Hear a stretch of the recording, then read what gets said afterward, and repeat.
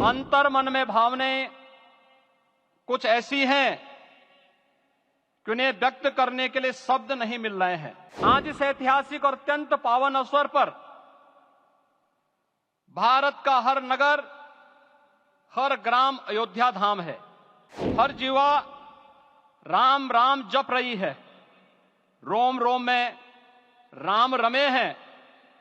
पूरा राष्ट्र राममय है।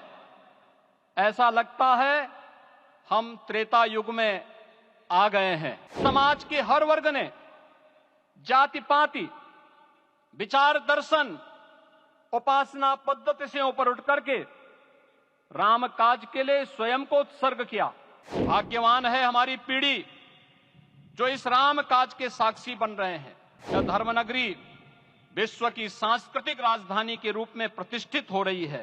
भारत माता की, सरयू माता की, सरयू माता की जय जय सीताराम। प्रभु रामलला के भव्य, दिव्य और नव्य धाम में विराजने की आप सभी को कोटि कोटि बधाई। 500 वर्षों के लंबे अंतराल के उपरांत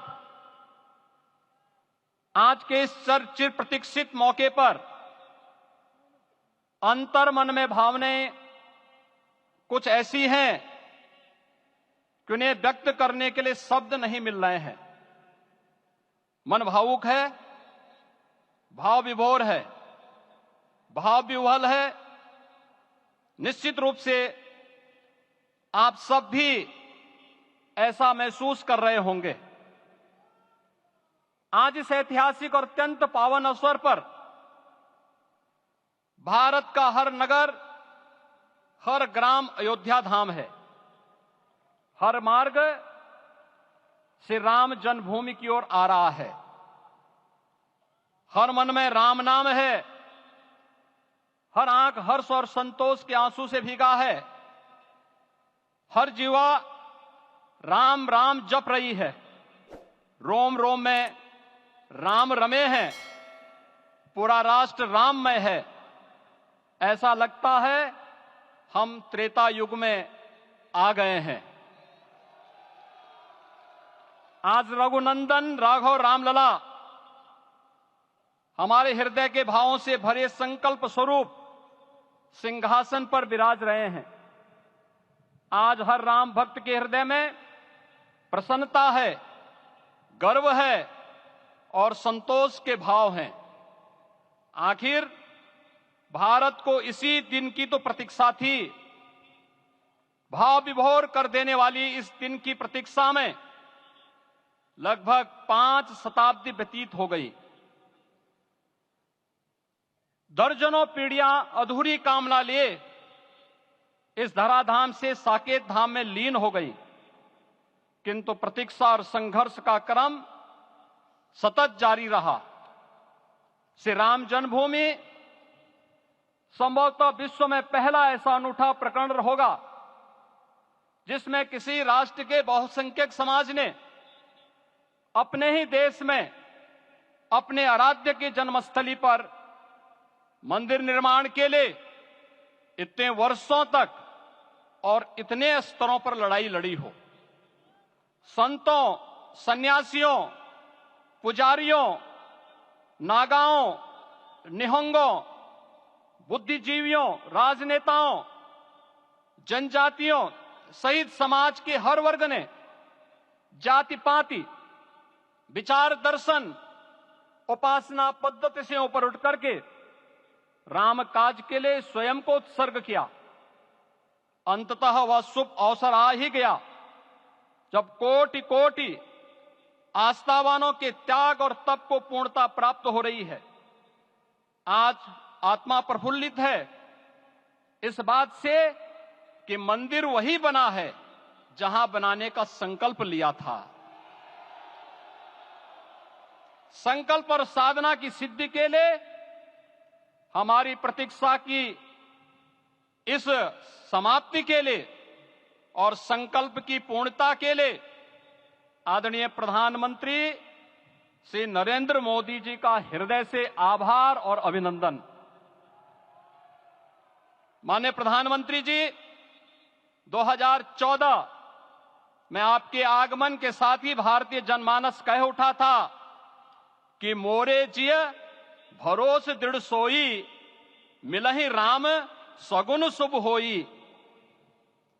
अभी गर्भगृह में वैदिक विधि विधान से रामलला के बाल विग्रह के प्राण प्रतिष्ठा को हम सब साक्षी बने हैं। अलौकिक छवि है हमारे प्रभु की, बिल्कुल वैसे ही जैसे तुलसीदास जी ने कहा कि नव कंज लोचन कंज मुख कर कंज पद कंजारुणम। धन्य है वह शिल्पी जिसने हमारे मन में बसे राम की छवि को मूर्त रूप प्रदान किया है। विचारों और भावनाओं की विहलता के बीच मुझे पूज्य संतों और अपनी गुरु परंपरा का पुण्य स्मरण हो रहा है। आज उनकी आत्मा को असीम संतोष और आनंद की अनुभूति हो रही होगी। जिन परंपराओं की पीढ़ियां श्री राम जन्मभूमि मुक्ति यज्ञ में अपनी आहुति दे चुकी है, उनकी पावन स्मृतियों को मैं यहां पर कोटि कोटि नमन करता हूं। श्री राम जन्मभूमि महायज्ञ न केवल सनातन आस्था और विश्वास की परीक्षा का काल रहा, बल्कि संपूर्ण भारत को एकात्मता के सूत्र में बांधने के लिए राष्ट्र की सामूहिक चेतना जागरण के ध्येय में भी सफल सिद्ध हुआ है। सदियों के बाद भारत में हो रहे इस चिर प्रतीक्षित नवविवाह को देख अयोध्या समेत पूरा भारत का वर्तमान आनंदित हो उठा है। भाग्यवान है हमारी पीढ़ी जो इस राम काज के साक्षी बन रहे हैं, और उससे भी बड़भागी हैं वो जिन्होंने सर्वस्व इस राम काज के लिए समर्पित किया है और करते चले जा रहे हैं। जिस अयोध्या को अवनी की अमरावती और धरती का वैकुंठ कहा गया, वह सदियों तक अभिषिप्त थी, उपेक्षित रही, सुनियोजित तिरस्कार झेलती रही। अपनी ही भूमि पर सनातन आस्था पद्दलित होती रही, चोटिल होती रही, किंतु राम का जीवन हमें संयम की शिक्षा देता है और भारतीय समाज ने संयम बनाए रखा। लेकिन हर एक दिन के साथ ही हमारा संकल्प और भी दृढ़ होता गया, और आज देखिए पूरी दुनिया अयोध्या के वैभव को निभा रही है। हर कोई अयोध्या आने को आतुर है। आज अयोध्या में त्रेतायुगीन वैभव उतर आया है।